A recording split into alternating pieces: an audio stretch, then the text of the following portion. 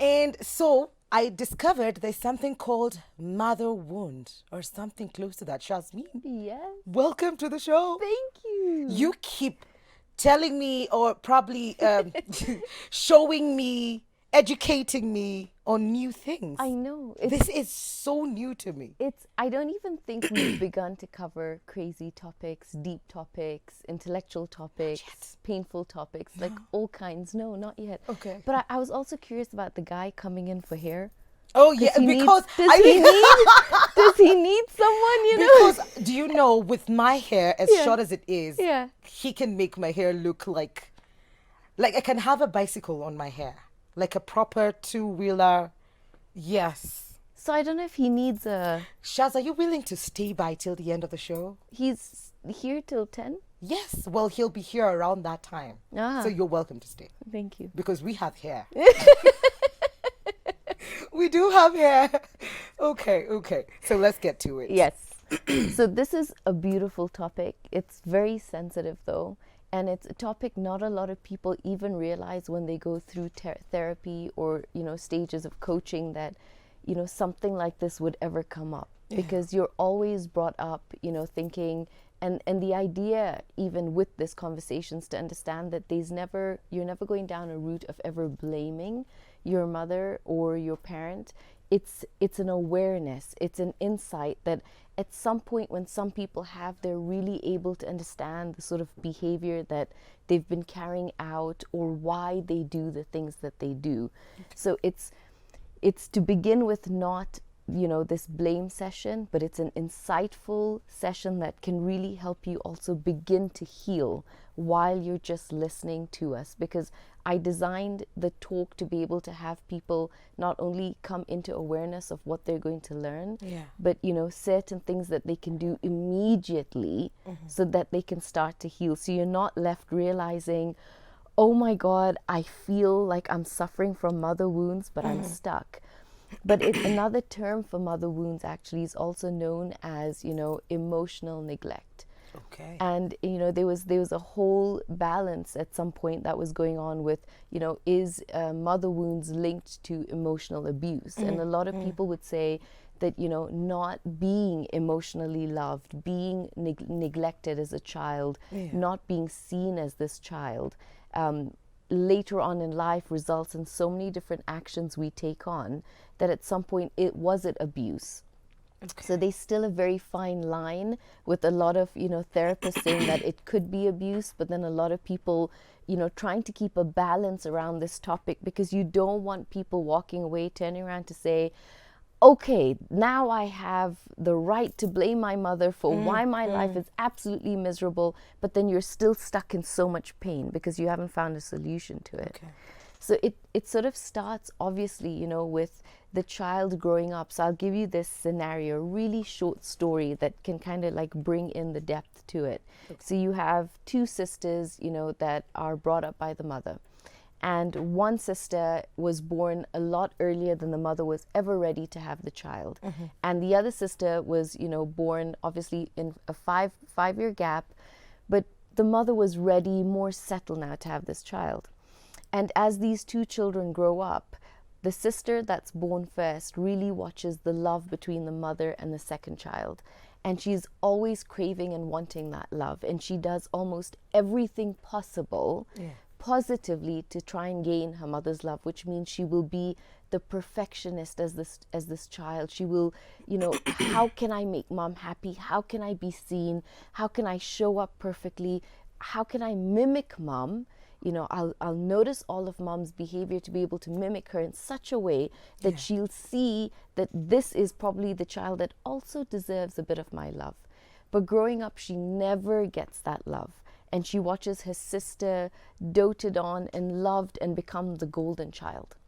And now later on in life, as both sisters grow up, one sister has all the love, attention that she could ever desire. And the other sister grows up really feeling empty inside, wondering, what's wrong with me? You know, a mother-daughter relationship is something I see all my friends have. In fact, I see my mother and my sister have that love, but I don't know what's wrong with me. And so I grow up always feeling this deep pain of there's a lack inside of me, there's a huge void. because mothers are born to nurture. There's a relationship you have with them 9 months before anyone else will ever have. And so you're sort of wondering, what's wrong with me as a child? What's the lack? And now later on, both children grow up, and to keep the story short, this child decides, I'm going to study and I'm going to make something of my life, and goes on to excel and become this beautiful specialist in her area, gets paid so well, and finally feels I belong in a group. And this group of my workmates see all that I am. They bring out something in me I didn't even know was really, truly, deeply lacking, even though I lacked my mother's love. And so later on in life, this child that grows up, goes to university and decides, at some point I'll keep coming back home, but whenever I come back home, it's not like anyone misses me. It's not like people waited for me. In fact, when I went for university, my mother asked me, how long are you going to be away? Are you going to be away for 5 years? Could I give your room away, or remodel the room into a gym, or change your room? So it's almost saying you never really belonged. Yes. And this other girl, the other sister, just grows up in this perfect shadow. She's never let go of, I will love you forever, don't ever leave me. And now the scenario plays out where both go to university, and the first child decides to go fly, and the second child decides to come back home, if she ever really even left to really go far away.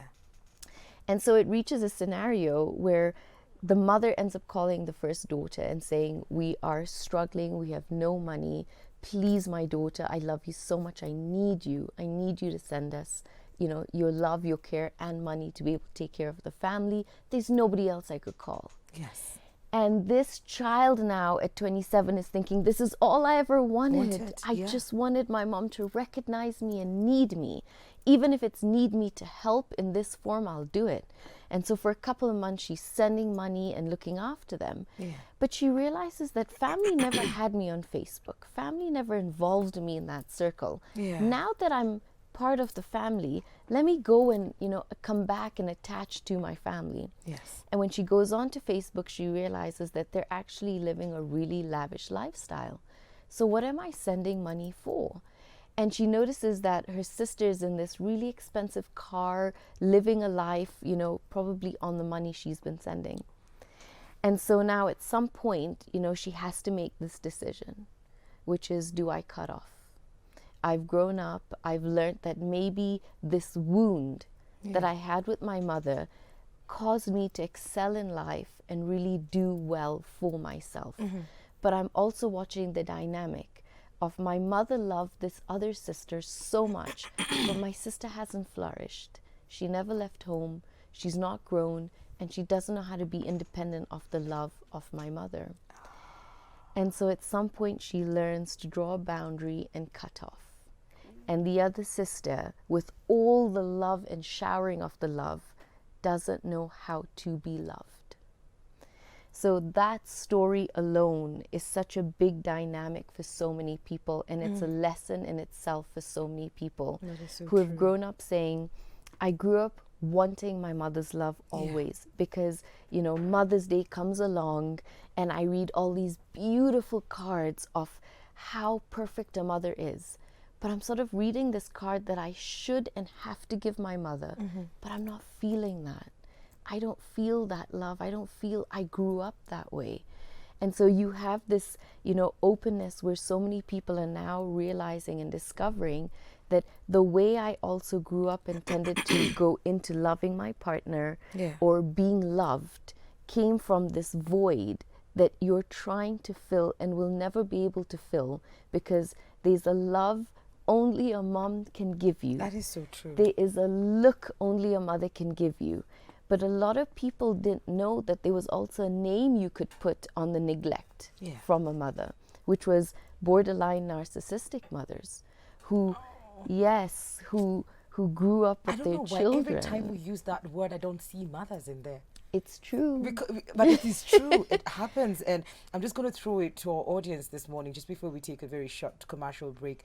Are you suffering from mother wounds? Do you feel when you look back that you were neglected and you don't know how to move on past that? We're having this conversation. Calls of you, 111 You can send in your questions and Shazmeen Bank will be answering them. We'll be right back after this break.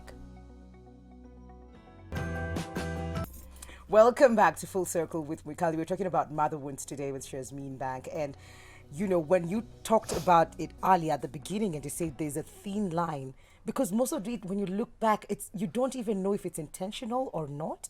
So you wouldn't call it outright abuse. It would be, maybe I'm not just being seen, or maybe I'm outside a lot, or maybe mom is very busy. And that's Or why maybe the little baby needs more attention. exactly, and Yeah. that's why now they've termed it as emotional neglect. Okay. Because you have some mothers that are very aware that here's my child, but are also more aware of their feelings. So they lack the empathy to be able to be there, be present, love the child, you know. And when you have mothers that are also narcissistic, that cause a lot of these mother wounds because that relationship was so toxic growing up. Yeah. It is, you know, the mother that played between siblings, you know, made sure siblings never were close, because in case you're close, then I can't control, you know, the golden child better. You might influence the golden child. Or it is the mother that, you know, makes sure the children are not close to the husband because I don't have a great relationship with my husband. So she grows up, you know, the children grow up really understanding mom manipulates the whole situation, but I can't say mom is manipulating the whole situation because I don't know that while I'm growing up. Yes. I'm not able to understand that. All I'm understanding is I want love and I'm craving love, and I'm not understanding what's wrong with me as the child, as the teenager, in my 20s, in my 30s. Yeah. I just can't seem to understand why is it I never got that love all my other friends had. But I had the mother that, you know, didn't care. It was all about her. If she ever praised me, she praised me because I was doing something that made her look great. And so you really, really grow up, and so many of these children that grow up go into relationships thinking, you know, I will either look for the older man to be able to nurture, take care of me and love me in a certain way, or mother wounds, which are very common between mother and daughter mostly. But there is a good percentage of mother wounds as well with boys. Okay. And the sons tend to, you know, grow up looking for a woman that can nurture me, mother me, love me. I'll look for the older woman. I'll look for the very mature woman. Or I emotionally grew up very, very quickly. But in the relationship I am with, the woman I'm with now, I get to breathe, and I almost feel like there's a child in me that comes out that has my partner have to mother me consistently and nurture me. And for your partner, it might be, you know, frustrating that why am I mothering you? I'm looking for a partner. But for you almost, and so many couples don't realize the dynamic, which is I've been looking for this love for so long. And that's why I fell in love with you, because you lit a part of my child inside of me that I didn't know needed so much of this love. I grew up knowing that I'm okay and I can make it in life and I'll be strong, because boys have a tendency to be able to shut off that vulnerability and not speak that emotion or not address emotion as it comes up. You sort of almost go numb. Whereas girls, because they're so, you know, beautifully emotional, are always searching for that, you know, womb, warmth, love, nurturing, care. Mom, tell me you will always pick me when I fall down. Yeah. So this term, mother wound, we don't realize how far deep it actually goes and how much more it carries on later on. But it comes to a point where at some point you have to be able to understand that, you know, your mother probably behaved the way she did because of the lack of love from her own mother inside of her. So it just goes down. It goes trickles down. And you know, there's such a beautiful theory that I learned of that, you know, is so eye-opening, which is, you know, when you are in the womb of your mother, you know, your mom already has, when your mother is in the womb of her mother, you are in your mother's womb already, because your eggs are already inside of your mom no matter what. And so when your mother's still the baby inside of her mother, you Yes. are inside your mother. And so that generational link is always going on. And that's why they say, you know, a lot of the times you can feel, you know, emotion move from one generation to the other. When you're pregnant, there's a care, there's a love, there's a nurturing you take care of emotionally, mentally when you are pregnant, because very much and very often the child feels all of that emotion. So scientifically, they're still trying to be able to prove that, yes, when a mother feels different emotions, why does the baby not move or kick or move? It's because they're fully aligned to your emotion from such a young age. They're so connected to you. And then suddenly when you are born and you are neglected and you're not sort of getting that love that you just naturally need as this child, as this baby, you almost feel, is this abandonment? Is this neglect? But I cannot, you know, internalize it. I cannot put a word to it. So I will grow up my whole life feeling abandoned. But now my characteristic will follow it. I will start to do things with all my friends, with my bosses, with my colleagues later in life, looking for a way to always stay as this void, because you will be the person or the people always looking to fill me. And so when you start to realize that maybe it's not my mom was evil, maybe it's not that my mom was so mean, maybe it's that she too never got the love she craved so much. And so many of, you know, the women I've worked with in the process end up realizing when they do a certain meditation, which is, you know, you really go deep within to be able to feel the essence of your mom and to be able to feel, was there pain that you can pinpoint your mom felt growing up? And so many of these women can see moments where their mother felt neglected and their mother felt abandoned, and they almost want to go out there and just hug and protect the little child that was their mother. And now it's sort of just, you know, a cap comes on top of that, and the mother either grows up saying, I will grow up recognizing that there was a void and a wound, and so I will grow up loving and nurturing even more people around me. Or I grow up being somebody that's cold, that's manipulative, that, you know, will teach people a lesson the way I had to learn it. But you do it not knowing. Because nobody's born evil. Nobody's born with bad intent. It's our circumstances that sometimes we don't realize we're making decisions all the time throughout our childhood. And you make a decision to say, I'll never love, I'll never let anyone in, I'll never like my mother. And that decision you make stays as this imprint, as this blueprint that now you've made in your life, and you will go out and pretty much attract all the situations that embody more of that inside of you, and more situations that allow you to be more of that. And so it's being able to be so aware of going back to saying, my mother and the love or the lack of the love I had with my mother resulted from the lack she had. But I have a chance to break that generation. I have a chance to now be aware that this is what's going on inside of me. And we can put a name to it. We can put that, okay, I was emotionally neglected. But does that mean I'm broken? No. Does, you know, and I love the word mother wound, because I love to tell people that wounds will heal into scars in the way that you nurture them to be able to heal into a scar. And love always comes through scars. There's always, you know, wounds are a beautiful symbol for you to realize that I went through something, and as it healed into a scar, it allowed me to recognize there's a lesson there always for me. But a lot of people are left with a wound. And they don't know what to do with that. So it stays a wound. They don't realize I can heal this to become a scar, but whenever I feel a trigger, I can go back to say, what was the lesson? What's the empathy I need in this moment now, where I can effectively blame? So I don't sit and say, I will blame my mother. You let me down, you hurt me. The reason my life is a mess is because of you. And I get people to effectively blame, which is so different. It's empowering, because I have people say, blame effectively, which means I will turn around and say, I blame you for leaving me and abandoning me because it taught me to be strong. I blame you for not being in my life and not being present because it's taught me to be more present and more loving. And we don't do that last part. Positive, We it just don't. ends at I just blame you for not being there. Exactly. And it's all this awareness. You know, there's so much awareness now on toxic relationships, red flags, narcissists. And we get, you know, we're sort of like in this bubble, I feel, where it's like I get to now say, I'm that kind of a person. I'm the person that was neglected. But then you will stay there. So it's taking information and using it to be able to heal, because that has to be the essence of all that journey of your life. Absolutely. Yeah. I have a question. The habits of my mother.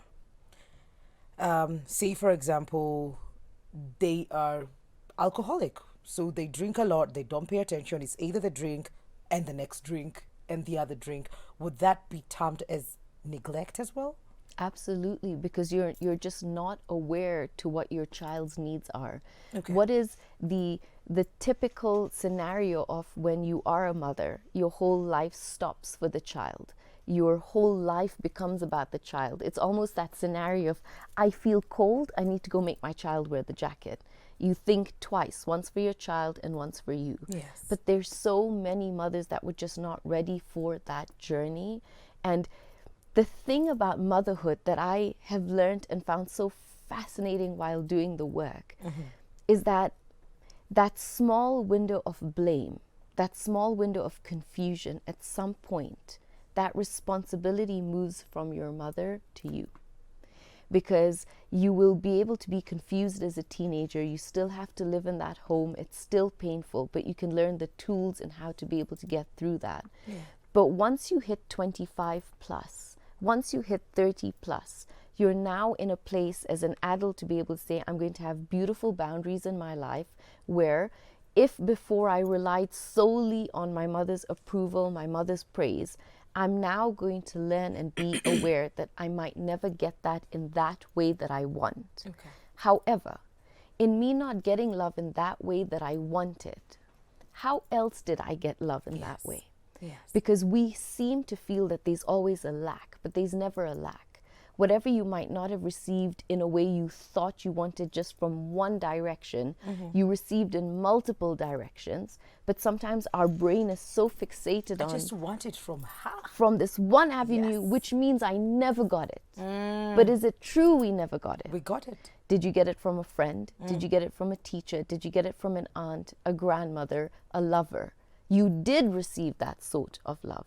So at some point, we never also get to turn around to ever blame, because the wound has healed.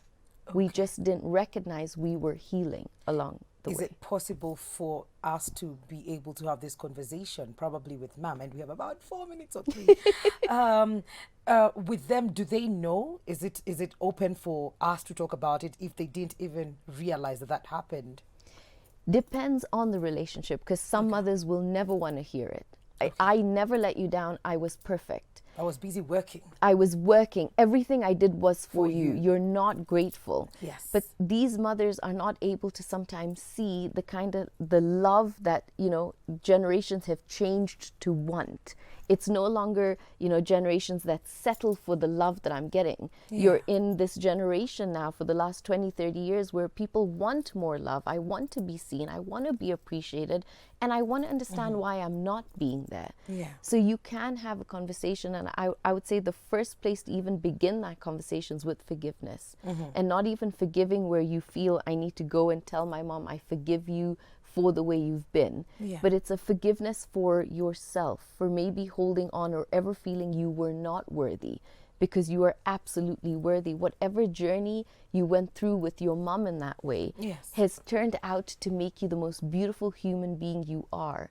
And even if you're still hurting or you're still in pain, it's this conversation or these conversations to be able to help you realize, okay, I'm in a place where I can start to heal and I can blame effectively and I can look within and probably go inside and touch the little child inside of me and be able to tell her everything's okay. Because now here in this form as an adult, I'm here to always love you and nurture you and take care of you. And I will take what I perceive as the lack of a mother love and I will go and give it out to so many other people to make that journey better for so many other people. Okay. We have a question here for you, Shaz. Hi, my name is Mary. I've grown up feeling that my mom loves my brother more than me. I've reached the point of attempting to commit suicide because I feel unwanted.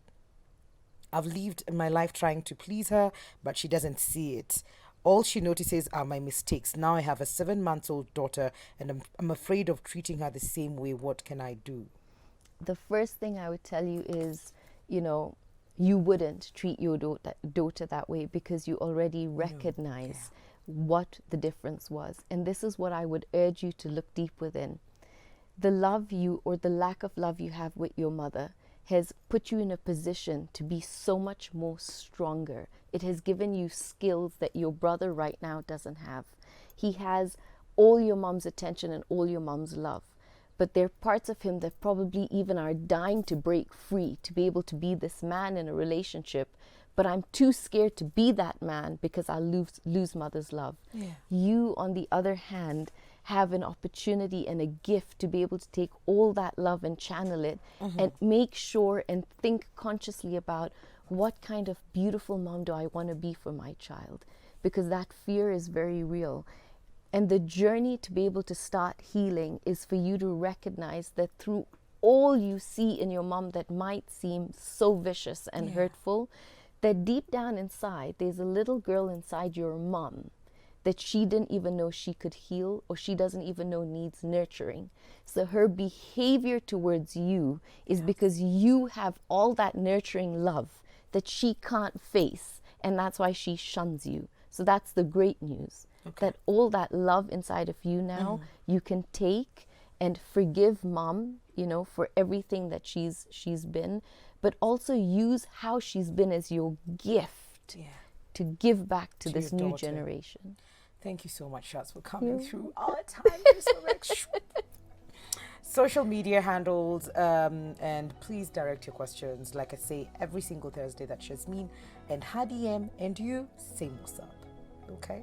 So, social media handles, Shaz. You can reach me on @BeingRealNow on Instagram and @BangShazmin on Twitter.